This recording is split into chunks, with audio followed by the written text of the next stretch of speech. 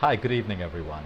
So today I want to talk about sleep. I've been getting a lot of requests in my mailbox about people having difficulty to sleep, and a lot of people today are on sleeping medication and sleeping pills.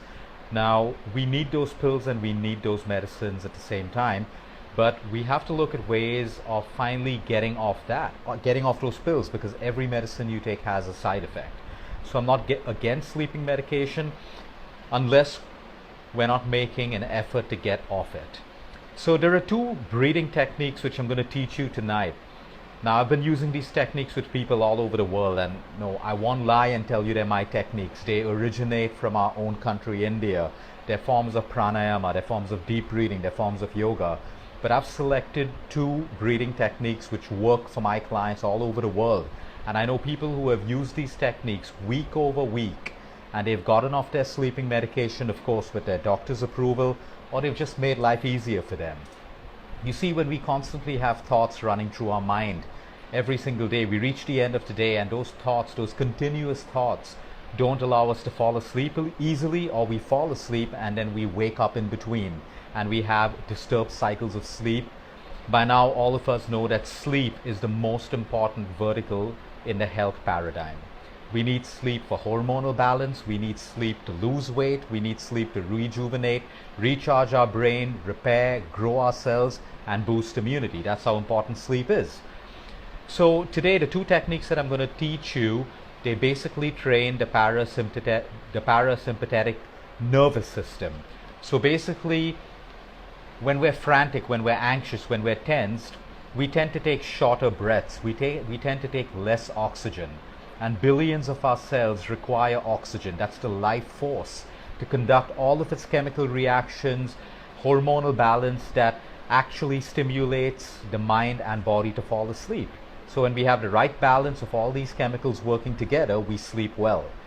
And oxygen could be the answer to most sleep problems. Not all, but most of them. So the first sleeping technique is very, very simple. We call it the left nostril breathing. So you cover your right nostril.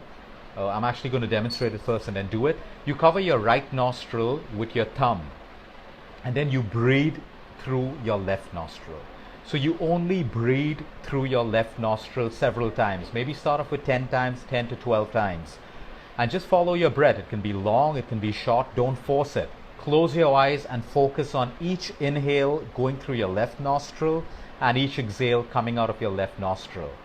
So unlike the other pranayama where you keep moving from nostril to nostril over here, it's your thumb on your right nostril, and then you close your eyes back straight and you inhale and you exhale, and you keep repeating that. Let your inhale be slower and your exhale be even a little bit longer, but don't force that. It'll automatically fall into pattern. So you do that a couple of times every single day just before you go to sleep. This technique trains your parasympathetic nervous system to calm down, and when that's calm, you allow oxygen to reach all of the cells of your body, and it promotes good sleep. It's not going to happen the first time. For many people, it actually does work the first time. It's going to take maybe a few days for some of you, maybe a couple of weeks for some of you, but don't give up and keep trying that particular method. The second breathing technique is very simple. So this works on a principle of 6, 2, and 10. So for 6 seconds, your inhale lasts for 6 seconds. So you inhale now through both nostrils. 6 seconds. Inhale. Some of you may be able to keep up for 4 seconds, some of you for 5, some of you for 7.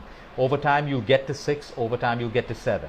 So you inhale for 7 or you inhale for 6 seconds, and then you hold your breath for 3 to 4 seconds. You may be able to hold for 2 at the start, or 3 or 4. But we don't cross 4 seconds. So it's 6 seconds of inhale, 4 seconds of hold, and then we're going to exhale for about 10 seconds. So now you're going to really control your exhale. Like I said, don't force it. You may get it in 8 seconds, 6 seconds, but we're going to aim to come up to 10 to 11 seconds. But the exhale is a little bit different. We don't exhale through our nostrils. What we try to do is generate a whoosh sound, like a W-H-O-O-S-H. Now, how do you generate a whoosh sound? You got to purse your lips like, but you do it counting to 10 seconds. So it's a slow exhale with your lips pursed, like a whoosh action. So it's inhale for 6 seconds, hold for 3 to 4 seconds, and an exhale with your lips pursed, controlled for about 10 seconds. You do this 6 times to start with, slowly build up to 8, slowly build up to 10. Again, this trains your parasympathetic nervous system. It calms down your nervous system. It gets your breath in control. It distributes oxygen equally to all those billions of cells that you have in the human body. And yes, I know people who say this works better than a sleeping tablet. We're not going to equate it to that, but nature always works. And your breathing and the way you breathe, when it's in line with nature, it works wonders. It boosts immunity, it helps you lose weight, it balances hormones, it does everything that the human body is designed to do. So you may want to try one of these at a time. So maybe for the next 1 week or 2 weeks, you could just focus on the left nostril breathing, or you could start off with the second with the 6, 4, and 10 method of breathing, or vice versa.